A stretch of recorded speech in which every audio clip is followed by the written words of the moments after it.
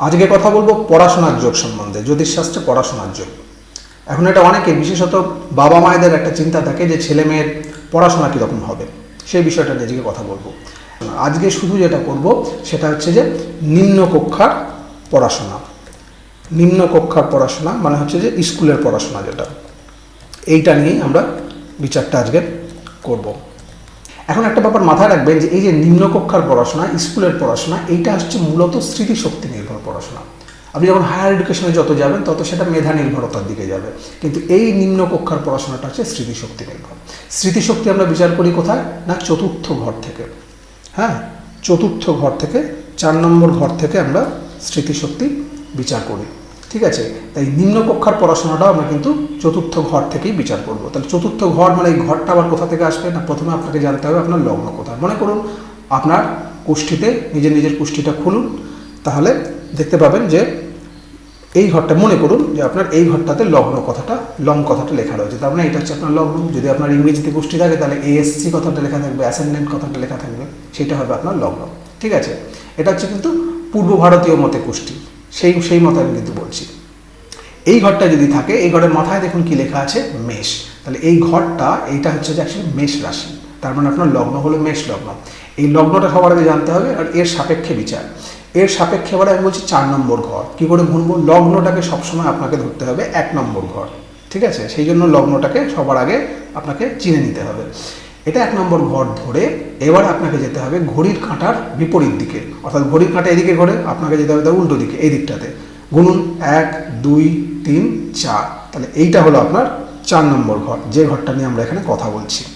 হ্যাঁ, এই স্কুলের পড়াশোনাটা আমরা এই 4 নম্বর ঘর থেকে বিচার করছি। এই 4 নম্বর ঘরটা দেখুন কোন রাশি না, কর্কট রাশি। এর অধিপতিকে দেখুন এখানে লেখা আছে চন্দ্র। হ্যাঁ, তাহলে এইখানে 4 নম্বর ঘরের অধিপতিটা কে হলো, এখানে 4 নম্বর ঘরের অধিপতি অর্থাৎ চতুর্থপতি হলো চন্দ্র। ঠিক আছে, অধিপতি হচ্ছে মানে চতুর্থপতি, এটা হলো চন্দ্র। এবার যাদের অন্য লগ্ন তারা সেভাবে সেটাকে বার করে নিতে পারবে। মনে করুন আমি একটা উদাহরণ দিয়ে বলে দিই, মনে করুন কারোর ধনু লগ্ন আছে। ঠিক আছে, এই ধনু লগ্নে এখানে আপনার লগ্ন কথাটা লেখা রয়েছে, তাহলে 4 নম্বর ঘর কোথায় হবে, 1 2 3 4, সেক্ষেত্রে কিন্তু চতুর্থপতি কি হবে, বৃহস্পতি। হ্যাঁ, এই দেখুন চতুর্থ ঘরটা সেক্ষেত্রে মীন হবে, অধিপতি হবে বৃহস্পতি। এইভাবে আপনারা প্রত্যেকে নিজের কিন্তু লগ্ন থেকে চতুর্থ ঘরটা বার করে নিতে পারবেন। এবারে আমরা আমাদের উদাহরণ যেটা, এই মেষ লগ্ন এবং তার চতুর্থপতি চন্দ্র এবং চতুর্থ ঘর এই কর্কট, এটা নিয়ে আমরা কথা বলবো। এবারে দেখুন যে প্রথম কথা হচ্ছে যে ছেলেমেয়ের পড়াশোনাটা কীরকম হবে, এই তো কথা। একটা ব্যাপার জানবেন যে জীবনের সাফল্য, যে কোনো বিষয়ে আমরা যখন সাফল্য খুঁজতে চাইছি, আশা পূরণ, আশা আকাঙ্ক্ষা পূরণ, সাফল্য, এই সব কিছু আমরা বিচার করি একাদশ ঘর থেকে। এইটা হচ্ছে একাদশ ঘর মেষ লগ্নের ক্ষেত্রে। কিন্তু দেখুন 1, এটা 4 হয়েছে, 5 6 7 8 9 10 11, এইটা হচ্ছে একাদশ ঘর। এই একাদশ ঘরটা খুব গুরুত্বপূর্ণ। এই একাদশ ঘরের সঙ্গে যদি চতুর্থ ঘরের এই দুটো ঘরের মধ্যে যদি একটা সম্বন্ধ হয়, সেই সম্বন্ধটা হলে আপনি বুঝতে পারবেন, বলতে পারবেন যে আপনার ছেলে মেয়ের পড়াশোনায় সে ভালো। স্কুলের পড়াশোনা বলছি, বারবার বলছি কিন্তু। ঠিক আছে, আপনার ছেলে মেয়ের পড়াশোনায় ভালো। তাহলে 4 আর 11, এখানে আমি লিখে দিচ্ছি 4 এবং 11, এইটা হচ্ছে খুব গুরুত্বপূর্ণ। এবার হচ্ছে সম্বন্ধটা কী করে হবে, এই ঘর এখানে আছে, এই ঘর এখানে আছে, ঘরের সম্বন্ধ আমরা কী করে দেখি, ঘরগুলো তার নড়াচড়া করে না, ঘরগুলো একই জায়গায় রয়ে গেছে, কিন্তু এদের যে অধিপতি, এই দেখুন এখানে চন্দ্র আর একাদশের অধিপতিকে শনি, এই যে গ্রহগুলো আপনার চারটা এরকম ফাঁকা নেই, এই 4টা 9টা গ্রহ তো রয়েছে, সেই গ্রহগুলো কোথায় কিভাবে অবস্থান করছে সেইটা অনুসারে সম্বন্ধটা আমরা বার করতে পারি। উদাহরণ দিয়ে বোঝাই, এই যে চতুর্থপতি চন্দ্র, মনে করুন এইখানে আপনার চার্টাতে চন্দ্র এই ঘরটাতে রয়েছে, তাহলে কি দাঁড়ালো, চতুর্থপতি একাদশে রয়েছে, তাহলে 4 আর 11-র মধ্যে সম্বন্ধ হলো। আবার এটা মুছে দিই একটা অন্য উদাহরণ দেখাই। মনে করুন চন্দ্র আর শনি মনে করুন এই ঘরটাতে আছে, চন্দ্র আর শনি এই ঘরটাতে আছে, তাহলে চতুর্থপতি আর একাদশপতি, এই যে দেখুন একাদশপতি শনি, এরা কোথায় রয়েছে, 9ম ঘরে। হ্যাঁ, যে ঘরেই থাকুক, এই যে একত্রে রয়েছে, মূল ব্যাপারটা হচ্ছে যে একত্রে রয়েছে, তাহলে একত্র অবস্থানের ফলেও তাহলে 4 আর 11-র মধ্যে সম্বন্ধ হয়ে গেল, এভাবেও দেখতে পারি। ঠিক আছে, আবার মনে করুন মানে সম্বন্ধগুলো কী করে দেখতে হয় প্রথমে একবার দেখিয়ে দিই, বাকিগুলো আপনারা নিজেরাই বুঝতে পারবেন। মনে করুন একাদশপতি এখানে রয়েছে, চতুর্থপতি এখানে রয়েছে, তাহলে চতুর্থপতি একাদশের ঘরে গেল, একাদশপতি চতুর্থের ঘরে গেল, তাহলে এরা একে অপরের ঘরটা বিনিময় করলো, তাহলেও একটা সম্বন্ধ হয়ে গেল 4 আর 11-র মধ্যে। এভাবেও একটা সম্বন্ধ আমরা দেখতে পারি। আবার একটা বলি, মনে করুন যে ধরুন এইখানে চন্দ্র রয়েছে, হ্যাঁ, আবার শনি এখানে বসে রয়েছে আপনার চার্টে, তাহলে দেখুন এখানে চন্দ্র শনিকে সপ্তম দৃষ্টি দিয়ে দেখছে, শনি চন্দ্রকে সপ্তম দৃষ্টি দিয়ে দেখছে, তাহলে এরা দৃষ্টি বিনিময় করছে, এভাবে একটা সম্বন্ধ হলো। এখানে দেখুন আমি বাঁদিকে দেখিয়ে দিচ্ছি কোন গ্রহের কোথায় দৃষ্টি থাকে, কততম ঘরে কোন গ্রহ দৃষ্টিপাত করে সেটা আমি এখানে বলে দিচ্ছি, সেখান থেকে আপনারা বুঝে নিতে পারবেন। হ্যাঁ, এইভাবে তাহলে আমরা কিন্তু এটাকে দেখতে পারি। আমি এটাকে মুছে দিই, তারপর আমি পরেরটাতে যাচ্ছি। ঠিক আছে, বা একজনও যদি দৃষ্টি দেয় তাহলেও হবে। মনে করুন শনি এখানে বসে রয়েছে আর চন্দ্র ধরুন আপনার লগ্নে রয়েছে। শনির দেখবেন 3, 7, 10 এই 3টে ঘরের দৃষ্টি, তাহলে এখানে শনি এখান থেকে একটা দৃষ্টি দিচ্ছে চতুর্থপতিকে, হ্যাঁ, তাহলেও একটা, তাহলে 1, 2, 3 নম্বর করে দৃষ্টি দিচ্ছে, এটাও তাহলে একটা 11 আর 4 সম্বন্ধ হবে। এইভাবে ব্যাপারটাকে দেখতে হবে।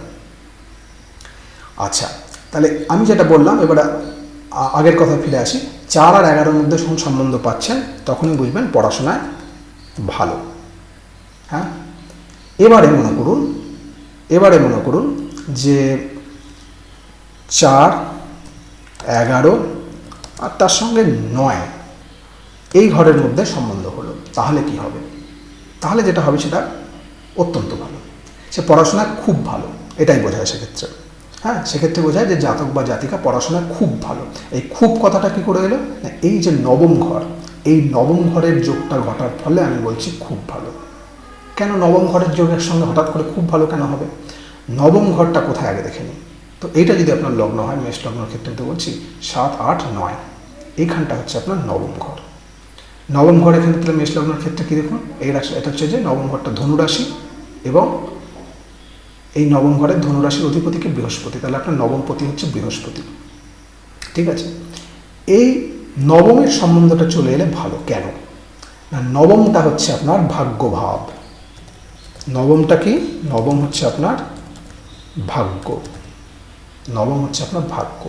এখন ভাগ্য কি জিনিস? ভাগ্য কি কোনো ম্যাজিক? হিন্দু শাস্ত্রে ভাগ্য কিন্তু কোনো ম্যাজিক নয়। ভাগ্য হচ্ছে আপনার পূর্বজন্মের স্বীকৃতির ফল, অর্থাৎ পূর্বজন্মে আপনি যা ভালো কাজ করেছেন তার ফলটা আপনি এই জন্মে পাচ্ছেন, সেটা খুব মিষ্টি হয়, ভালো কাজের ফলটা মিষ্টি হয়। তো সেজন্য নবম ঘরের অধিপতি যে, বা নবম ঘরে যদি কোনো গ্রহ বসে থাকে তারা খুব ভালো ফল দেয়, তারা আপনার জীবনে গোল্ডেন টাইম এনে দিতে পারে, জীবনের সোনালি দিনগুলো আনতে পারে এই নবম ঘরে বসে থাকা গ্রহ এবং নবমপতি। মাথায় রাখবেন, এটা এতই শুভ একটা ঘর। এখন ব্যাপার হচ্ছে যে এটা কেন ভাগ্য বলছি আমি? হ্যাঁ, জ্যোতিষশাস্ত্রে সব কিছু একটা হিসেব আছে। পঞ্চম ঘর থেকে আমরা বিচার করি পূর্বজন্মের কর্ম, আর যে কোনো ভাবের পঞ্চম ভাব হচ্ছে তার ফল। তাহলে এইটা পঞ্চম ভাব, এটা যদি পূর্বজন্মের কর্ম হয় তার ফলটা কোথায় দেখুন? 5, 6, মানে এখান থেকে গুনছি 1, 2, 3, 4, 5, পঞ্চমের পঞ্চম নবম, তাই তার ফলটা।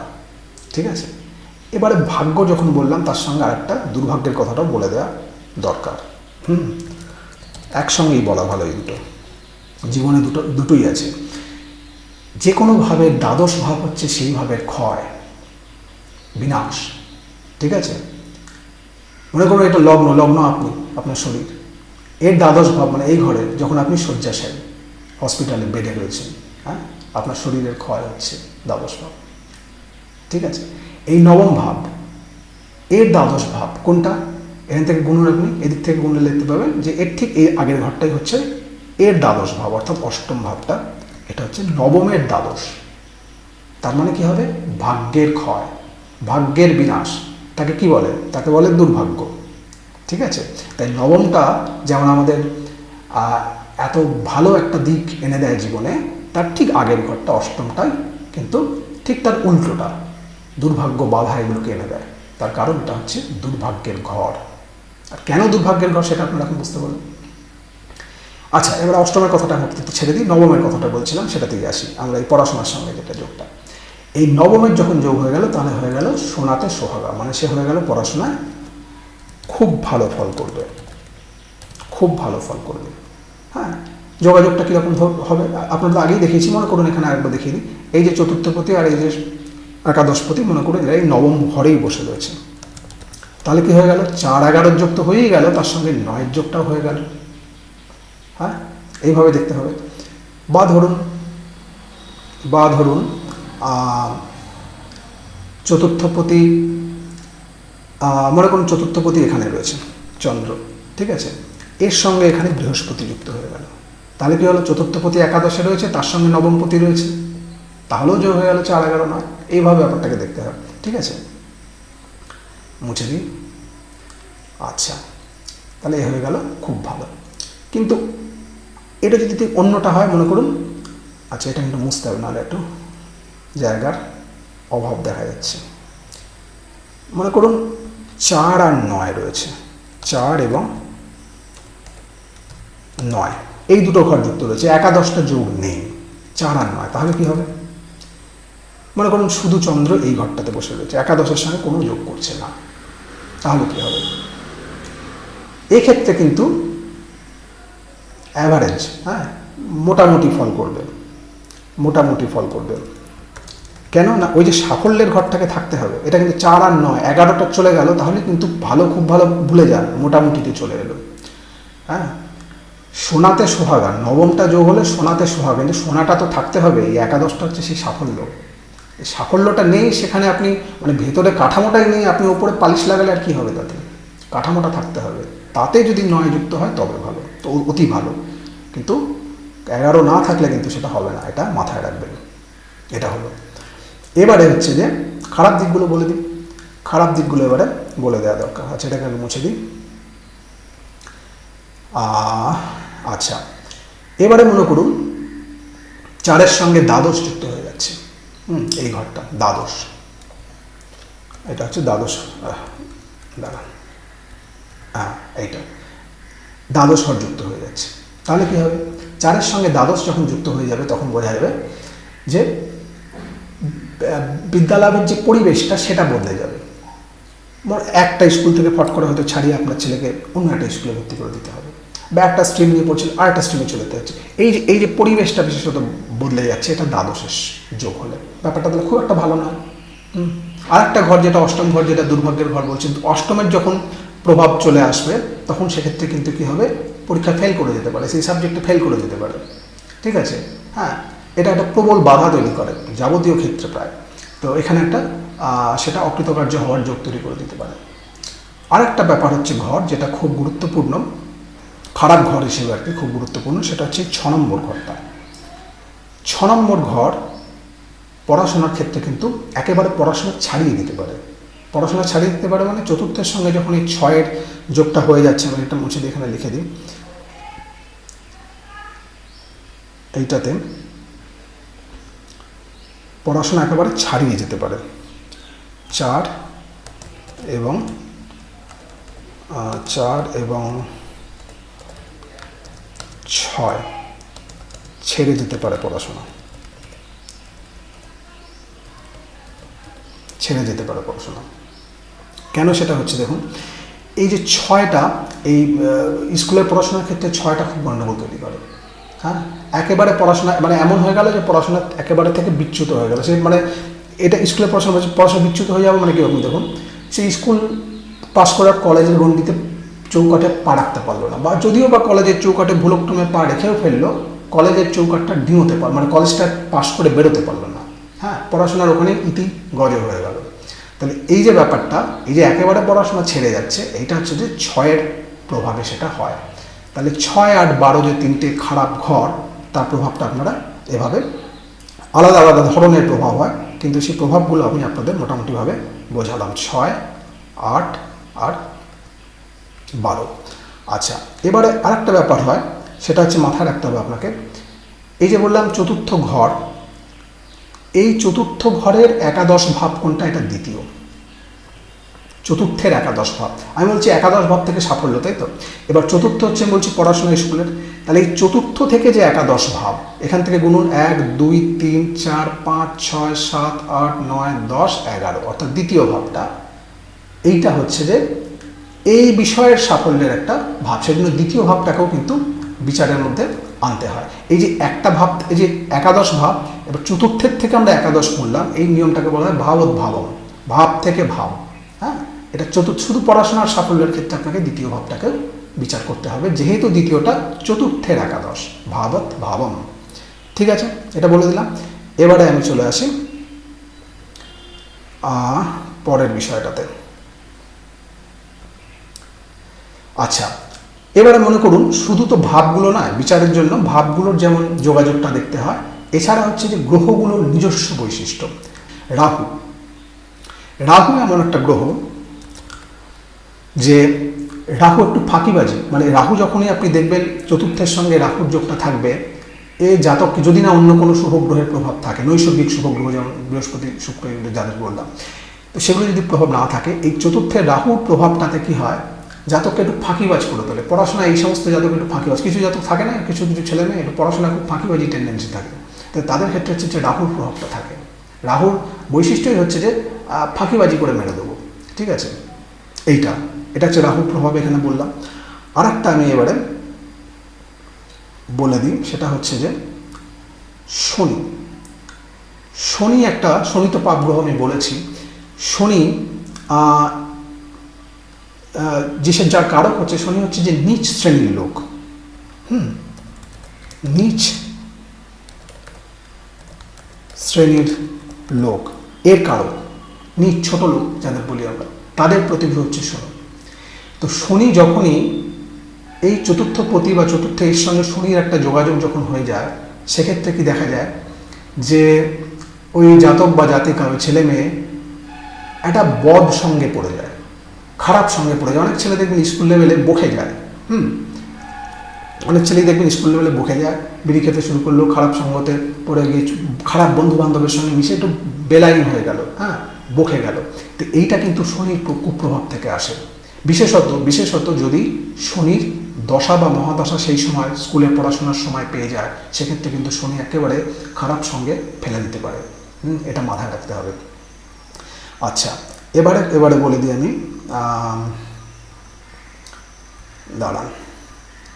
আচ্ছা, তাহলে এগুলো আমি বললাম। আর একটা কথা মাথায় রাখবেন, এই যে চতুর্থ ভাব আর একটা হচ্ছে অধিপতি, এই যে দুটো ব্যাপার বলেছি, তো এই দুটো ব্যাপার আছে। এই দুটো ব্যাপারের মধ্যেও আমরা অনেকটা বিশ্লেষণের অনেক কিছু পাবো এখানে। চতুর্থ ভাবটার যখন স্থিরতা রয়েছে, তার মানে হচ্ছে যে পড়াশোনার পরিবেশটা জাতক পাবে। আর চতুর্থ পতি থেকে কি বুঝবেন না, জাতকের মনোভাব। অর্থাৎ চতুর্থ পতি যদি পীড়িত হয়, তার মানে জাতক পড়াশোনাটা করতে চাইবে না, জাতক নিজের সঙ্গে পড়ে আছে, মানে জাতকের তরফ থেকে খামতি চলে আসবে। দুটো জিনিস হতে পারে না, একজন ছেলে পড়াশোনায় ভালো, সে পড়াশোনা করতে চায়, কিন্তু তার পরিবার, তার পরিবেশ সেটাকে সাপোর্ট করছে না। আর একটা হতে পারে পরিবেশ দিচ্ছে, বাবা মা বিশাল বড় লোক, 5টা মাস্টারমশাই লেগেছে, কিন্তু ছেলের পড়াশোনায় মন নেই। দুটো হতে পারে। তো দুটোর ব্যাপারটা হচ্ছে চতুর্থ ঘর, আর একটা হচ্ছে চতুর্থ পতি যখন খারাপ হয়ে যাচ্ছে, ছেলের পড়াশোনায় তার মন নেই, তার দিক থেকে কমতি থাকছে, যে কোনো দিক থেকে একটা তার নিজস্ব একটা কমতি থাকছে। ঠিক আছে, এইভাবে পতি এবং ঘর তার আলাদা আলাদা প্রভাবটা বিশ্লেষণ করতে হবে। আচ্ছা, এবারে সব কিছুকে একসঙ্গে মেলাতে হবে, সব কিছুকে মিলিয়ে তবে একটা বলতে হবে। ধরুন এখানে এই লগ্নের ক্ষেত্রে আমি বলছি চন্দ্র এখানে রয়েছে। ঠিক আছে, এটা একটা উদাহরণ দিয়ে আমি বলি। চন্দ্র এখানে রয়েছে, মনে করুন শনি এখানে রয়েছে, বুধ সেও ধরুন এখানে রয়েছে। ঠিক আছে, বাকি গ্রহগুলো আমি আর দেখাচ্ছি না, মোটামুটি এটা আমি এখানে দেখাচ্ছি এখানে। আচ্ছা, তাহলে ধরুন এখানে আর কি থাকবে, আর বিভিন্ন জায়গায় বাকি গ্রহগুলো আমি দিতে পারি, কিন্তু আপনার দিয়ে কোনো লাভ হবে না। আমি আপাতত মূল যেটা দেখানো সেটা দেখিয়ে দিই। আচ্ছা, এইখানে দেখুন চতুর্থ পতি একাদশে রয়েছে, তাহলে বলবো যা পড়াশোনা খুব ভালো না, পড়াশোনা ভালো, নবমের যোগটা নেই, তাহলে পড়াশোনা ভালো। আচ্ছা, তারপরে আবার এখানে দেখতে পাচ্ছেন শনি চতুর্থ পতিকে দৃষ্টি দিচ্ছে, বুধ এখানে চতুর্থ পতিকে দৃষ্টি দিচ্ছে। তাহলে সব মিলিয়ে কি দাঁড়ালো? সব মিলিয়ে এটা দাঁড়ালো যে চতুর্থ পতি একাদশে হওয়ায় তার পড়াশোনা করার মানে সে পড়াশোনায় ভালো হওয়ার সম্ভাবনা ছিল, সেই যোগটা ছিল। কিন্তু এই যে চতুর্থ পতি চন্দ্র সে শনি দ্বারা পীড়িত হয়ে যাচ্ছে, চতুর্থ পতি চন্দ্র শনি দ্বারা পীড়িত হয়ে যাচ্ছে। শনি কি খারাপ সঙ্গে ফেলে দেয় আমি বলেছি, ঠিক আছে? শনি খারাপ সঙ্গে ফেলে দেয়, শনি চন্দ্রের শত্রু। তাহলে এই শনি চন্দ্র অ্যাকচুয়ালি শনি থেকে খুব ভয় পায়, চন্দ্র শনির খুব খুব গণ্ডগোল ব্যাপার এটা। তো শনি প্রভাবটা যখন চন্দ্রে পড়ছে তার মানে এই ছেলে খারাপ সঙ্গে পড়ে গিয়ে ষষ্ঠপতি বুধ এখানে যুক্ত থাকছে, ষষ্ঠপতি বুধ এখানে রয়েছে কিন্তু, ঠিক আছে? এই ষষ্ঠপতি বুধ একে দৃষ্টি দিচ্ছে, পড়াশোনাটা থেকে সে একেবারে লাইনচ্যুত হয়ে গেল, বিচ্যুত হয়ে গেল।